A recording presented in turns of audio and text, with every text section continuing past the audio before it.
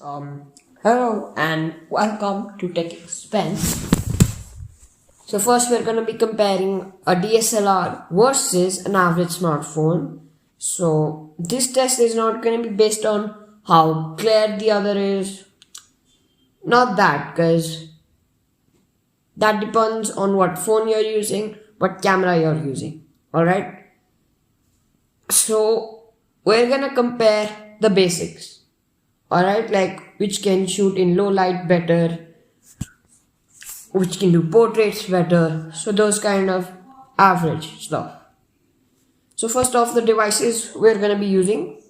For the DSLR side, we're going to be using the Nikon D3200, which scores an 81 on the DxO mark, and the OnePlus 6, which scores a 96 on DxO mark. So first so I've taken some sample photos and basically in different situations, but they were taken together. So we're gonna be comparing them. So first is this close-up of a guitar pick. So if you see here closely, the DSLR side embraces the darkness, right? So when I shot these photos, it was not well lit. Now the smartphone, the OnePlus 6, tries to light it a bit, light the photo, right? Get the photo brighter, while the DSLR does nothing, as the DSLR thinks that we are trying to we are doing this on purpose. Now there might be a setting for this in the cameras.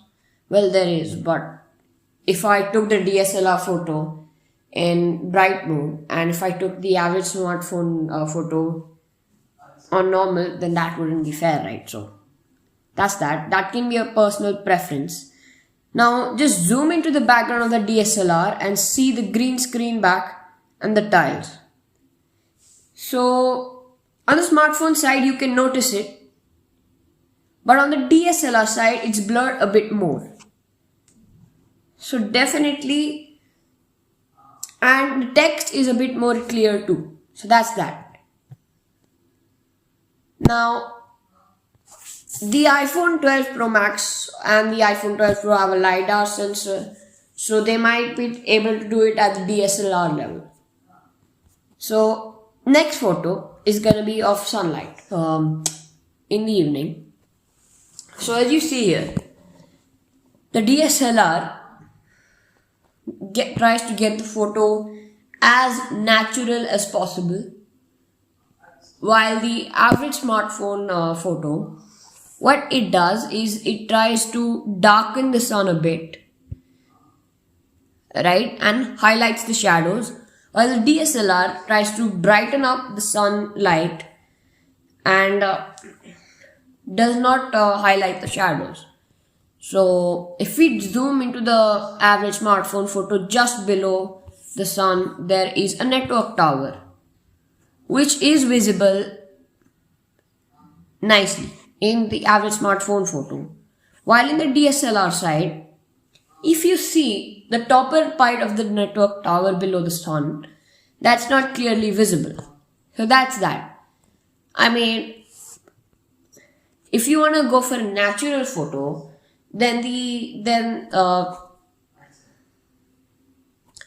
DSLR looks more natural, while the average smartphone photo, which is highlighting the shadows, making the sun a bit dim, looks artificial. So that can be a personal preference, but personally, I like the average smartphone photo a bit more. Now if you see here, also in the trees, the average smartphone, the OnePlus 6, makes the trees a bit darker, while the DSLR doesn't. So that's that. Now, see the thing here is, I like the average smartphone photo better, but if we are gonna pick which is more, okay, let's see this. See, both of them are nice photos, but I like the average smartphone photos better, this photo better. So that's that. Now I will tell you this. Like the amount of red and saturation taken is fine by the average smartphone, but when I took the photo, it was more like how the DSLR shows it. So the DSLR is more natural and true to life, but I just think that the average smartphone photo looks better in this one. Next, we're going to nighttime. So in the previous the evening scene, the DSLR makes the photo look more true to life. Now over here, both of these devices are set to take night mode photos, and in the average smartphone size, the clarity is not good and smaller sensor. That's that. Now something obvious here is that obviously the DSLR can take a bit more light because it can have a bigger sensor than the phone. So that's gonna be a plus. But now if you see here, the DSLR doesn't embrace the night, right? So if you want to take nighttime landscapes or something like that, the DSLR doesn't embrace the night. It makes it brighter, very unnatural. While the smartphone doesn't do anything, it has a smaller sensor, so if you zoom in a bit, then you can see the trees look like a painting, while on the DSLR side a bit more sharper. So that's one thing, but different smartphones have different sizes of sensors. So maybe if I took like a Samsung S21 Ultra, maybe it would be better, right? But I have a OnePlus 6 here. Anyways. Oh, and if you think I'm trying to make the average smartphone side look good, buddy, I have proof. I'm showing a video. I recorded a video too. Okay, see this.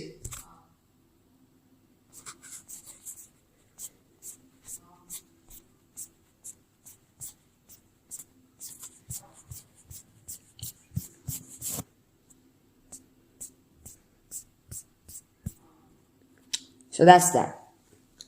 Alright. So basically in low light, the DSLR does get more light, obviously bigger sensors, but it doesn't embrace the night. So that's good if you're trying to take a photo of someone, right? You don't want the background to be dark. But if you're trying to, if you're a person like me who just tries to take photos of landscapes to keep as wallpapers, then the phone is good, but the quality of the phone photo is bad. So maybe that's because DSLRs have a bigger sensor or something.